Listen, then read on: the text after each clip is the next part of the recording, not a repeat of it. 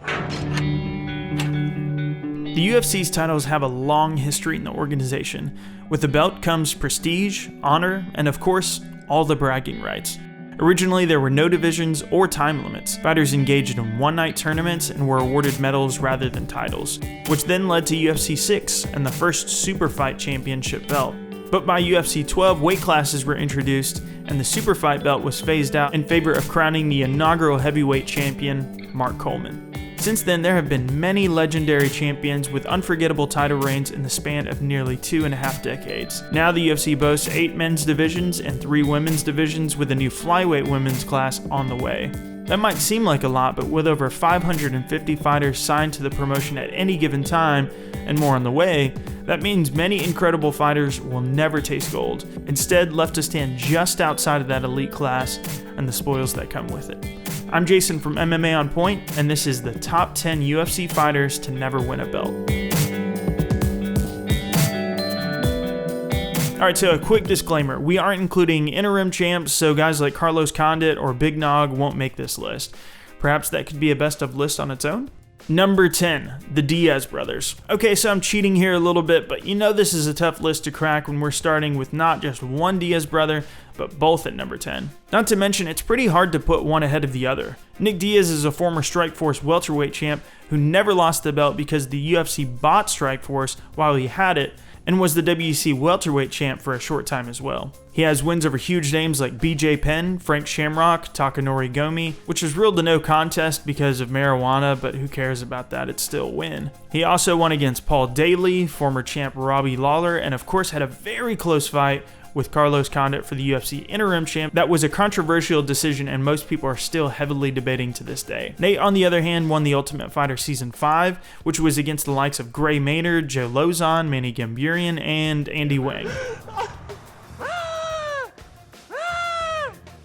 He's also beaten Takanori Gomi like his brother did, Donald Cerrone, Jim Miller, then he beat Gray Maynard again, Michael Johnson, and of course, Conor McGregor, who we all know went on to win the lightweight belt right after their razor-close second fight. So between the Diaz brothers, they're basically just a couple of close decisions away from earning gold against Carlos Condit for Nick, and although Conor wasn't the champ back then, when you compare it with the current standings, it's pretty interesting to think that he could have beat the current champion 2 times back-to-back. Number 9, Donald Cerrone. So sure, Nate Diaz has a win over Cerrone, and you're probably wondering why he's ranked behind him in this list, but it's just proof that MMA math doesn't add up, since Cerrone beat Benson Henderson, who Nate lost to. And despite what Dana White says, Cowboy has been extremely consistent in his wins, amassing an 8-fight win streak, and wins over big guys like Eddie Alvarez, Jamie Varner, Edson Barbosa, Jeremy Stevens, Patrick Cote, Jim Miller, and Matt Brown. So that means he holds wins over previous champions between WEC and UFC, but he's also one of the most active fighters ever, having fought 6 times in 12 months, which is tied for the most of all time with Sam Alvey.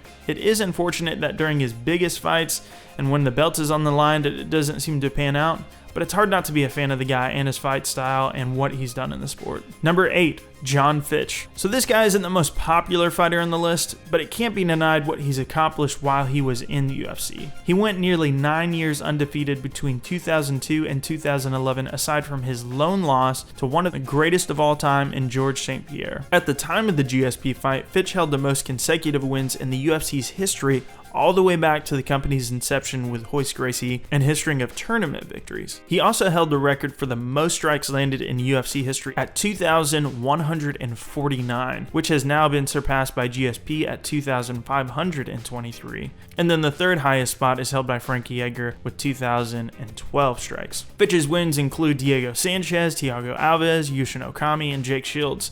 It wasn't until the arrival of the next generation and fighters like Johnny Hendricks and then Damian Maia's resurgence at welterweight that he finally started to lose again. Number 7, Rory MacDonald. What's crazy about Rory is that he conceivably could be fighting for the UFC belt right now if he were still in the promotion and have the advantage on paper. The last person to hold a win over current champ Tyron Woodley is in fact MacDonald. His legendary bout against Robbie Lawler at UFC 189 and Fight of the Year, according to many outlets like MMA Junkie and Bleacher Report, is an example of how close he'd been to holding that belt.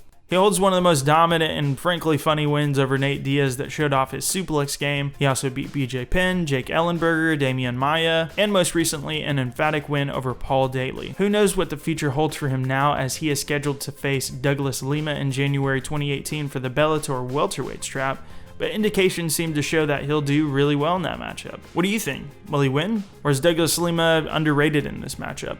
And do you think we'll ever see him in the UFC again? Number 6, GEGARD MOUSASI. A career fighter who's been in the game since 2003, there are few others that rival the amount of experience he holds. He's essentially fought in every major long-standing promotion in MMA through Pride, Dream, Strikeforce, and the UFC, and now Bellator. He's even fought in Rings, M1, and even Bodog. Along with MacDonald, they're probably the two biggest exports from the UFC to Bellator. Talk about signings they didn't want to lose. When he left the UFC, he was basically ready to fight for the title, but with Bisping's crazy shakeup of the division, you can see why he got frustrated and left. GEGARD held titles in Dream at both light, heavy, and middleweight, as well as Strikeforce at lightweight. Now with his most recent but controversial win over Alexander Shlemenko, it appears his title shot in Bellator is next. On top of this, he has an extremely impressive resume with wins over Hector Lombard, Dennis Kang, Melvin Manhoef, Jacare Souza, Mark Hunt, Babalu Sabral, Sokaju, Gary Goodridge, OSP, Mark Munoz, and Dan Henderson. Number 5.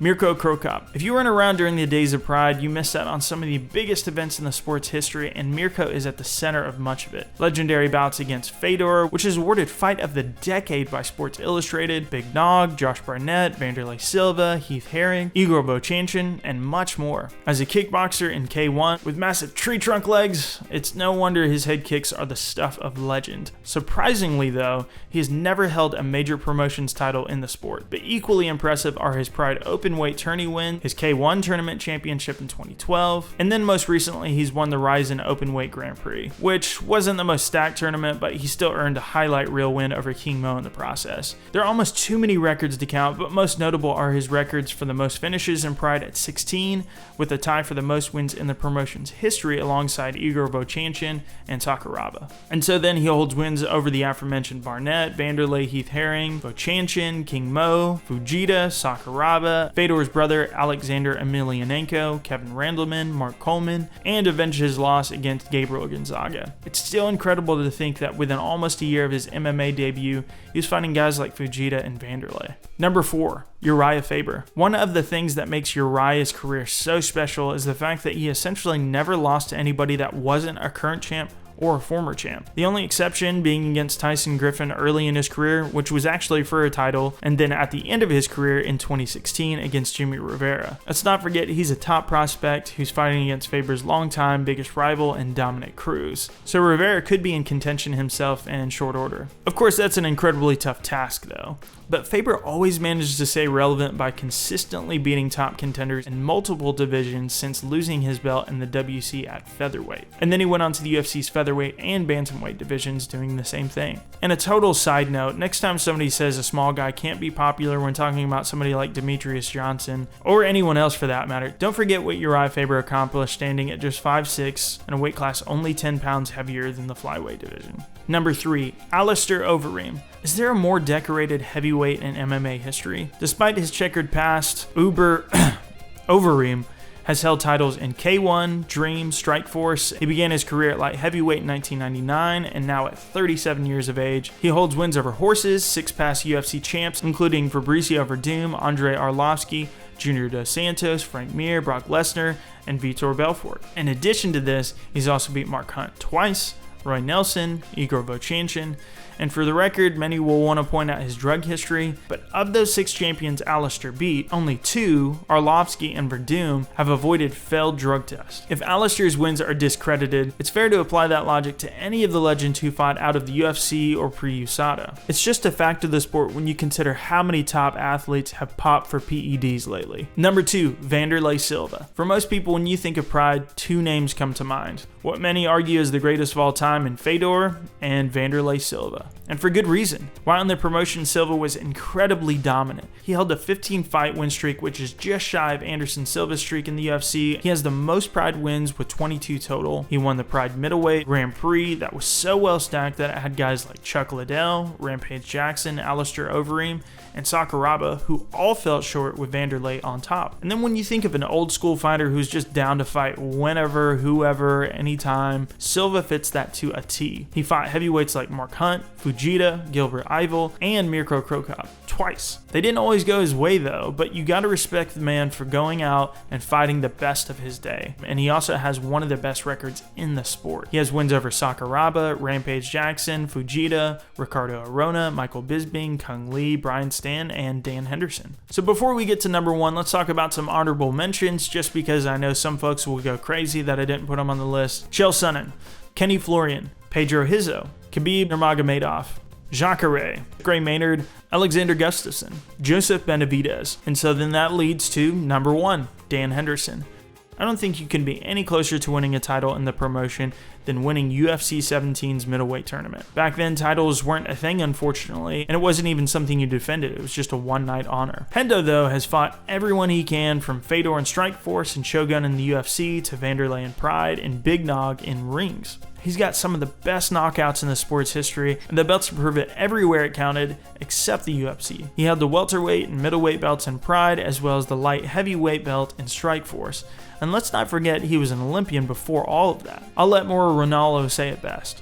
Can you erect an MMA Mount Rushmore without that man? He holds wins over Fedor, Wanderlei Silva, Carlos Newton, Gilbert Yvel, Minotauro Nogueira, Babalu Sobral, Renzo Gracie, the Hua brothers, Murilo Bustamante, Vitor Belfort, Rich Franklin, Hector Lombard, and let's not forget probably the best knockout punch of all time against Michael Bisping. That's 6 UFC champs and 3 Pride champs. His record is simply the best on this list and holds up against anyone's in the sport with very few exceptions. So that's my list. Who would you make your top 10? Did you disagree and think that my honorable mention should have been in the list instead? Let's chat in the comments below about them, and thanks for watching. Hey guys, what's up? My name is Jason from MMA On Point. I just want to say thanks for watching this video.